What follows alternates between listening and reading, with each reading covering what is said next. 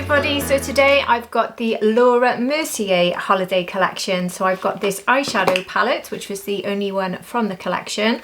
I've picked up this lip duo, and I've also picked up the eyeshadow pen in this rose shade, I believe, with the rose blush. So I'm going to try all of these on today. I'm actually going to start by trying on the RMS SPF, which launched a few months ago now, but I've been promising to do a review of this, so I'm going to start with this and move straight to the Laura Mercier collection. So lots of new things to try today. I'm really looking forward to getting stuck into this. And if you're new here, hi, my name's Hannah, I'm 47, I'm not a professional, I'm just somebody who loves makeup and beauty. And here on my channel, I like to review the latest products, show you some of my favourite looks, and give you any beauty news you might be interested in. If you think you'd enjoy this, I would love it so very much if you subscribe to my channel. And if you're already subscribed, welcome back. Thank you so much for your regular support. Honestly, you mean the world to me, all of you. And my skin tone, I've got fair to light skin with neutral undertones, and I've got combination skin with a slightly oily T-zone. Anyway, that's enough about me. Let's get on with this video. So this RMS has been sitting on my desk for so long. I've tried it a number of times. I filmed a check-in twice and deleted it, which has happened twice now with two products. I've just been so overwhelmed with the Christmas releases. I've had to delete things. So all I can do is give you my overall assessment of how this wears and how this looks on me. And the first thing I wanted to really test is whether or not this can be used as your SPF. So today I don't have my SPF on. All I've got on is my toner and my vitamin C. I regularly use the Dr. Sam Bunting vitamin C, which never seems to argue with any of my foundations. So that's all I've got on, so my skin can absorb the most it really can. So this is £44. It comes in 13 shades, and I've gone for Alabaster, which is very light, but I think it's the only shade that works for my skin tone. The full name for this is the RMS SunCoverup Super Tint. So this is essentially a skin tint, but an SPF all in one. That's how it reads.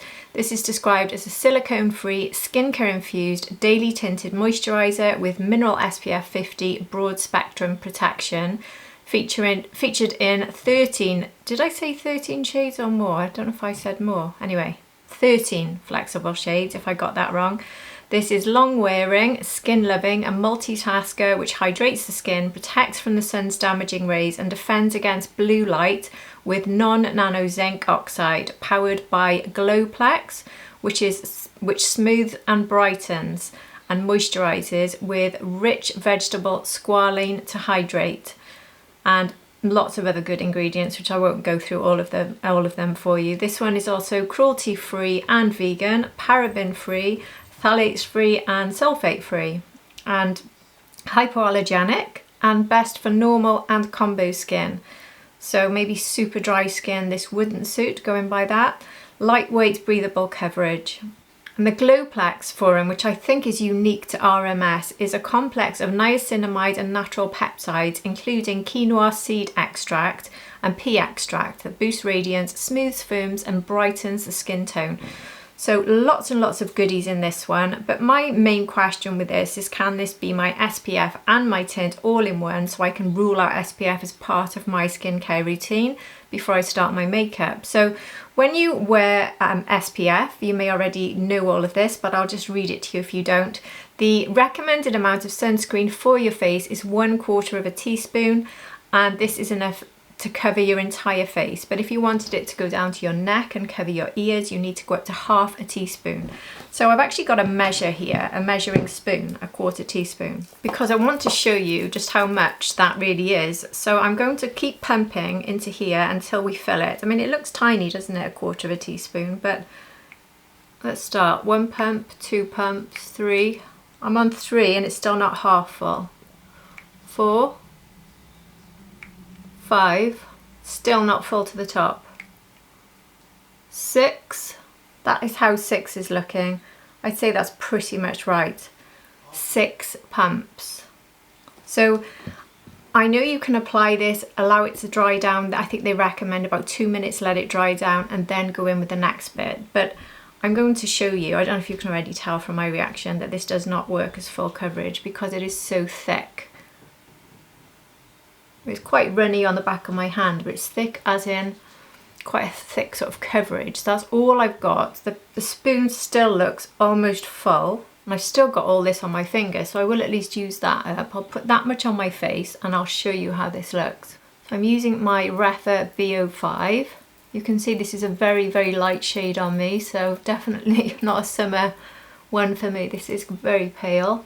But I don't think I could have afforded to have gone up a shade. It would have been too dark, so there aren't many shades, but you do find with tints they're usually quite flexible because it's giving you very light coverage and it's given me a bit of skin, a bit of colour correction as well, which is good. So it doesn't have a strong sunscreen smell, so it's quite good from that point of view. But what I can tell you is I already feel like I've got quite a thick layer. It's not feeling that lightweight to me. So I already don't want to add more. And if you look at the spoon, I have tried a few times to take it up to the full dose. I've let this sink in and added a bit more. I cannot get further than about 1/3 of the spoon without it just starting to look ridiculous because it's too thick. So I don't think this can ever be used as your sunscreen because you are not able to get a fraction of the amount you need. I mean, I would argue it's almost a 1/10 of the amount you need. Now I can dip back into there and just take a little bit more in the areas that I'd like a little bit more coverage. Not that this gives a lot, but I will add a bit more. But I don't think I can go much further than that because it would start to cake, especially around my chin and nose. I can't afford to have huge amounts there. So my sunscreen, which my skin will happily absorb in a flash, it's nothing like that. It's more thick and it just doesn't absorb in as well. So if I didn't think I was using this as an SPF, I'd probably say to you, this is lovely. It feels like a beautiful skincare, which it really does. And it's giving me that your skin but better finish, which I think is really nice. But that is all I can get from it. So for me, this is a nice sort of lightweight skin tint that doesn't cake at all. Sits very nicely. I have tested longevity, but like I said, I've lost the video for you. I'm so sorry about that, but this probably about 6 to 8 hours I would give it. I wouldn't give it more than that because you will need to start fixing this area after the sort of 6 to 8 hour mark. But as an everyday skin tint, I think it's very, very nice. Very nice. I think it's really corrected redness around my nose. I think it's not fully corrected it. It's not quite the Lisa Eldridge level. That's still my top skin tint. But it's not bad at all, and I like the fact it's got such lovely skincare. So I feel like I've put my sort of favourite skincare on. That's how it feels when I've got a really nice locked in moisture skincare.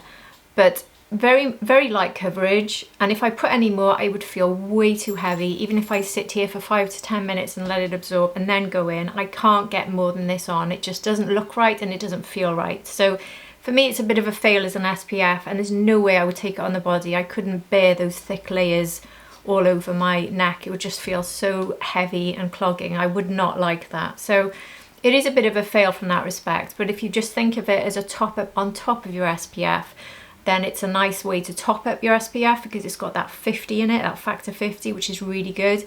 And it's also a very nice skin tint. So that's how I'm viewing this, and that's how I would recommend using it.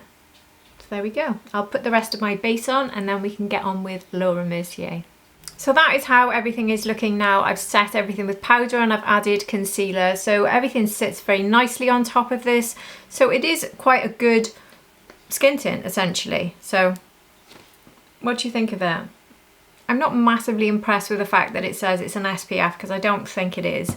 It's just got a little bit to top up, but I do like the way it's sitting. I do think it's a very, very nice skin tint. I think if it was labelled that way, I'd probably be singing its praises a bit more highly. But anyway, I'm going to now move straight on to this set from Laura Mercier. So I picked up a number of things from her collection. I'll play you the swatch video I've got of everything I'm about to try. So I'll play that for you now. Here that is.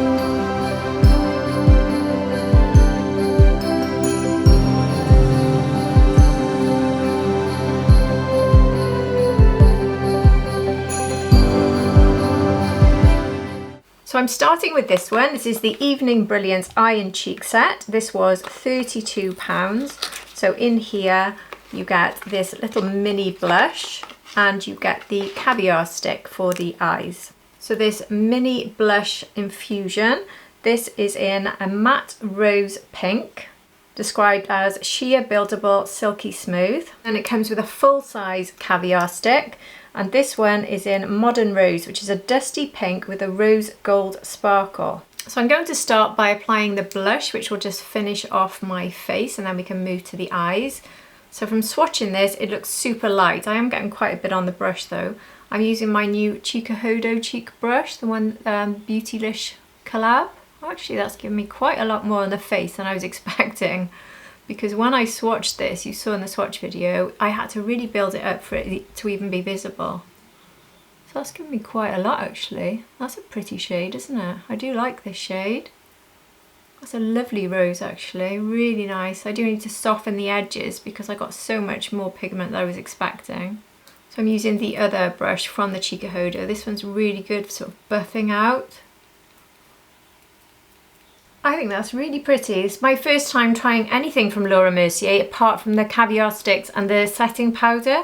I've never tried blush, lip or eyes. This is a completely new experience, but I can see why this blush shade is popular because that really is pretty, and I can see a lot of people loving this one, and a lot more pigmented as I apply it, a lot more than as it's swatched. So that was a surprise actually. I wasn't expecting much from that, so I really like that.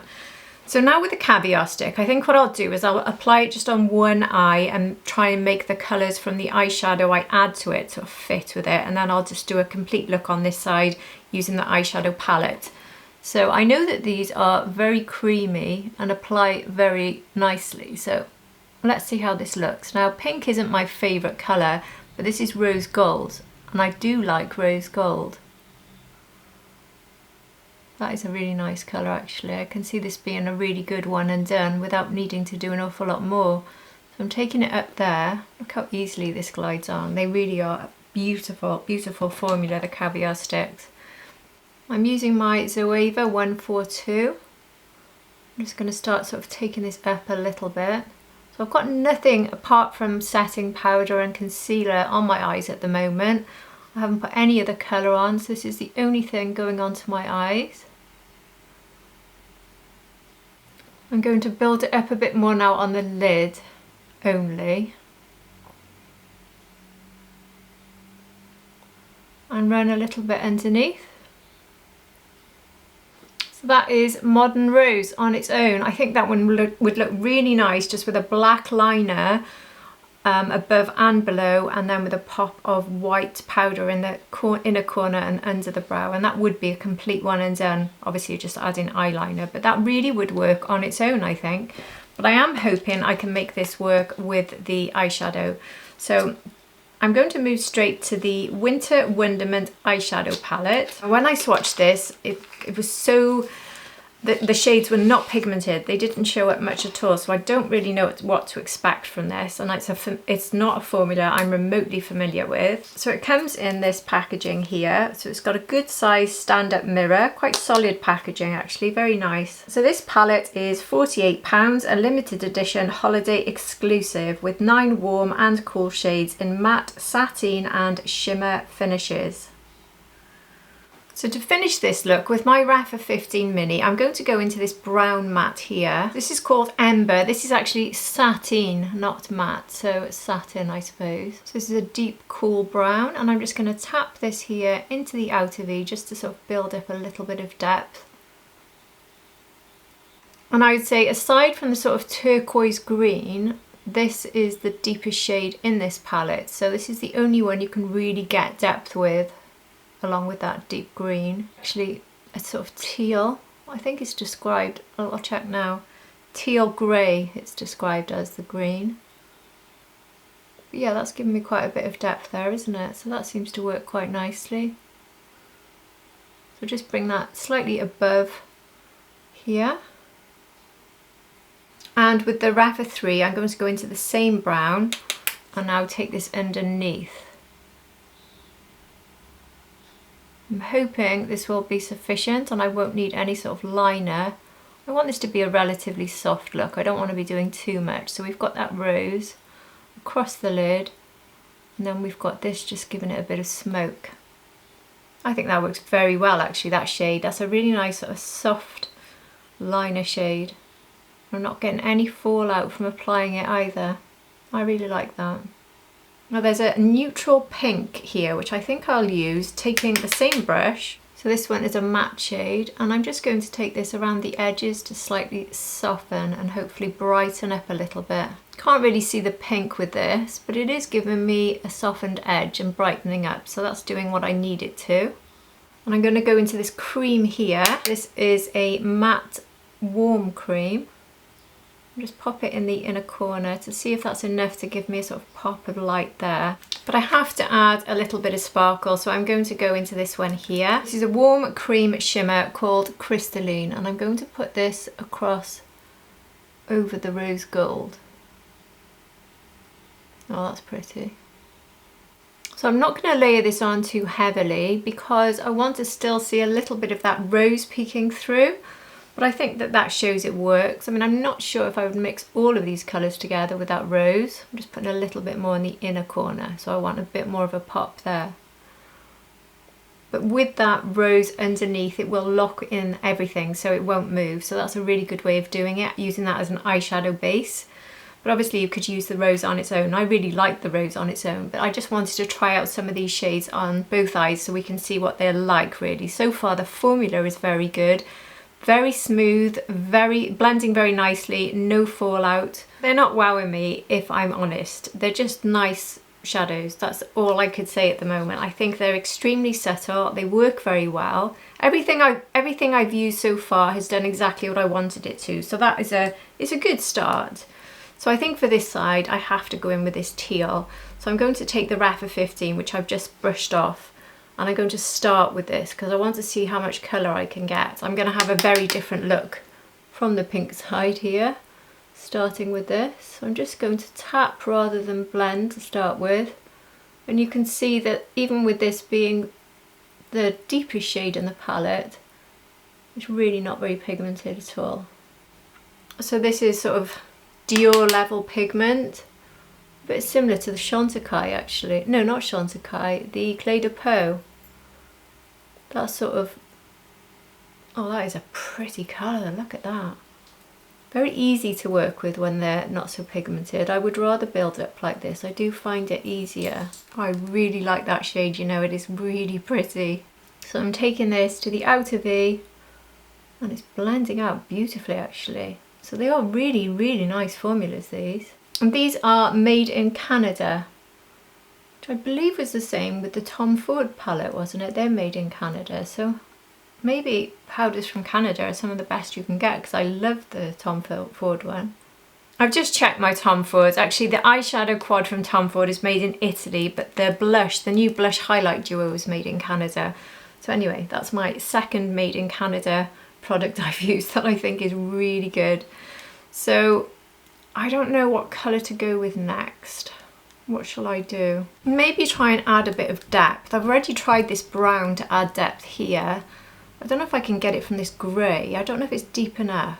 So this is Twilight, which is a medium warm grey. So I'm just going to tap it in the sort of very inner part here of the outer V, if you know what I mean. I'm not going to take it out as far as the green, just to see if it's giving a little bit more.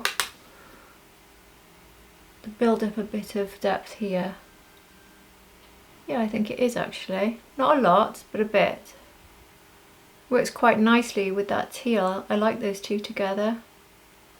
I'm taking the teal on the Refa 3 and I'm going to run this underneath. This teal is an absolutely gorgeous shade. It really is. This palette needs to be used based on this teal, if nothing else, because it's such a nice shade. I love it. Extremely smooth, soft formula. I really like the formula and I love the colour. So we've got Winter Skies, which is another sateen, which is a sort of silver. If I put a little bit there, I'm going to see if it looks lighter or does it look the same. No, it's not. There's not enough contrast in this for you to really mix up colours. So I don't think it's the best idea to mix up too much. Now I quite like the idea of that all over the lid with a pop of brightness, possibly. But then I haven't played with these colours yet, so I might need to add those in just to see. Well, that's nice together, isn't it? I do like that. I don't really want to introduce these because I don't think it would go. I think I would rather take that silver across the rest of the lid and then put a pop of brightness in the middle. But because I want you to see these shades, I will try this instead. So this one is described as a warm iridescent pink. Well, I don't know if this goes with what I've just done. It doesn't really, but anyway, maybe. It's a lovely colour though. Well, seeing as I've gone for it now with this pink, I'm going to actually take the pink over the whole of the lid. So it's going to sort of go over the top of that grey. So it's a pink with teal. Not two colours I would necessarily think of putting together. It's more to show you the palette than it is to show you the look that I would choose, which probably wouldn't be these two together, but I still think they're pretty. And then you could use it with this one here, which I can't really introduce now because it's darker, but this one is described, I think, as a violet. Yeah, it's a warm grey violet. You can't really see it much. They don't swatch much, these. When you can't see them much when you swatch, that's what I mean. But I love that teal. I really love it. Talk about two very different eye looks. But that's good. It shows you can get different looks. I think now I've played with it, what I would be doing is using these two together. So you could maybe use this as your out of the depth colour, and then these two for the lid, and then these two together for the lid. Also the pink and greys together for the lid. So there's about, I don't know, 3 or 4 very different looks you can create with this. I wouldn't necessarily mix and match them together like I have, but I think it's really nice. So I think I can probably line using the Refa 23. I'm actually going to go back into the teal here and use it to just line a bit tight to the lashes. Hopefully that'll give me a little bit of depth there. Yeah, that worked quite nicely actually. I'm going to take some of this cream matte just on a fluffy brush and just go around the edges to soften everywhere now, including underneath. I'm also going to line with this deep brown on the top lid here.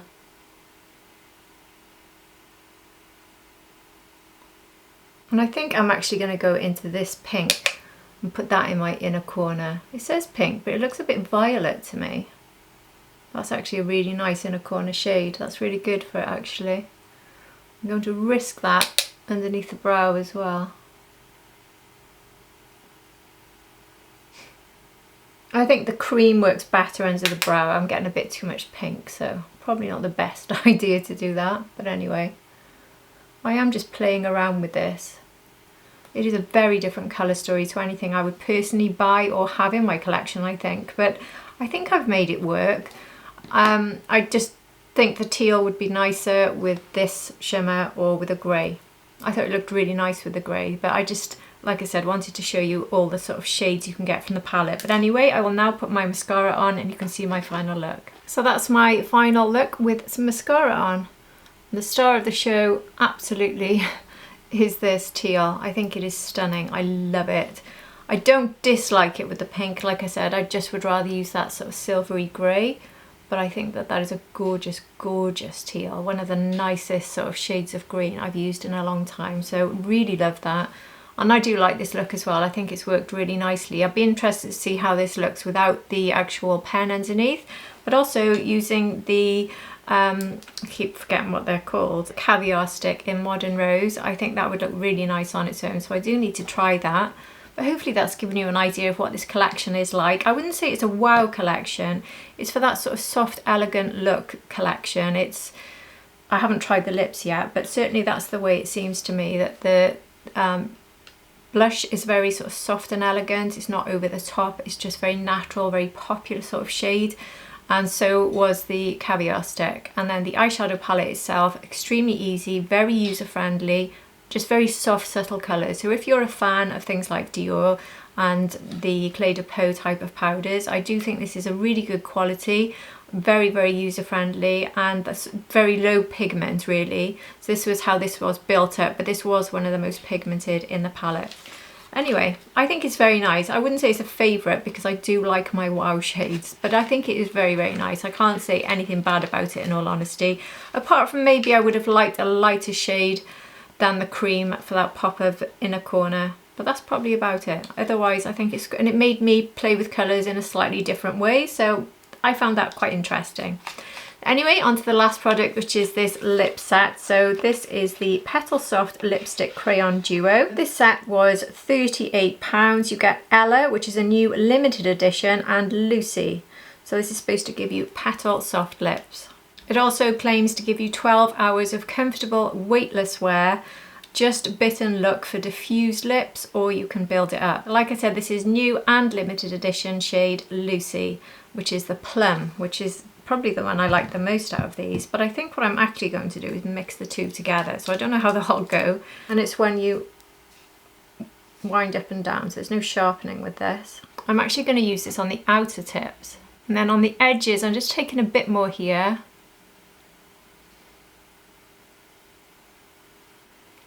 That's a lovely, lovely shade, and this is quite a unique shade, you know. I don't have this sort of shade coming up hardly at all in any of the collections I've been testing, this sort of plum. I think it's lovely. This set is well worth getting just for this duo, if the other one is as good, but this plum is lovely. So I've pretty much put that everywhere apart from the very sort of central bits here of the lip, and that's where I'm going to try the other shade Lucy. Ella, not Lucy. Honestly, I'm so bad at these names. I can never get them right. So that was Lucy, the plum was Lucy, and Ella is a warm mid-tone nude. So this is a shade that everyone's going to like pretty much, I think. And I'm going to try this on the inner section here. I quite like those together, you know. I think they work. They are super creamy, super hydrating, super easy. I love these sorts of pens, you know. I've been really enjoying the ones from Pat McGrath, and I've been using the ones from NARS because I love the way you can line your lip and fill them so easily. And they are always creamy actually, the Pat McGrath and the ones from NARS. I've really, really enjoyed them this year. So there we are, that is my final look. So I do think that this sort of plum really fits well with this side, with this look. I really like that. So in love with that teal, but it also works nicely with this, doesn't it? So they both work well. So the lipsticks are quite universal, I think. They'll probably go with a lot of shades, well certainly the nude will, but that plum, it's going to go with a lot of the Christmas eyeshadow looks that I've been trying over the last few weeks. So I really, really like that. That's probably the highlight for me, the teal eyeshadow, just that one shade, and the plum lip liner, or lipstick actually, lip crayon. I really like that.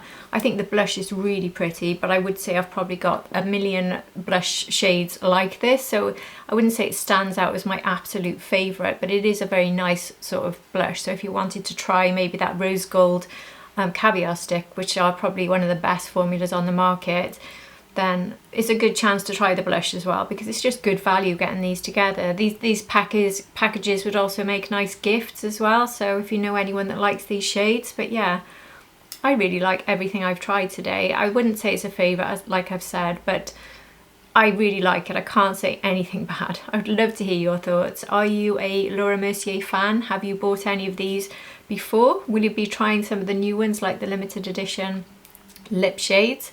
Are you a Caviar stick fan? Which shades are your favourites? I do have a few actually. I can't think of the names off the top of my head, but I know I've got some really nice warm coral ones that I love, funnily enough. I do love my corals. But yeah, I would love to hear your thoughts. Will you be picking up anything from this collection? What do you think of everything I've tried on today? Do you think it's as good as you hoped it would be, or do you think it's disappointing? Or I'd love to hear, honestly. My overall thoughts are it's a lovely collection. Not the best, but very, very nice. So no problems with application. And obviously the RMS tint, which I've tried, a lovely tint, not the best on the market, but a lovely tint, very easy to apply, very skin loving, not good enough as your SPF. But there we are. That's it from me for today.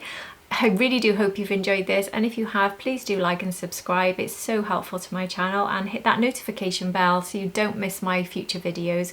And if you're already subscribed to me, then thank you so much for making it to the end of another one of my videos. I really appreciate you all, and I love chatting to you all. So it's been a thrill getting to know you all lately, honestly. And I hope to chat with you more and see you for my next video. Take care, everybody.